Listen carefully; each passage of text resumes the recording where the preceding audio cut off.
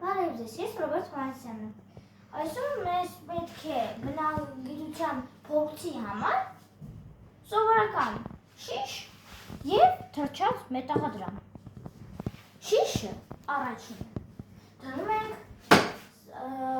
սառնախցիկի մեջ։ Հիմա մենք պիտի սպասենք մի քանի րոպե։ Անցավ մի քանի րոպե։ Հանում եմ սառնախցիկից։ Այս է մեր ջուրը։ Հիմա մետաղադրամը ջրոտ դնում ենք բաժակի։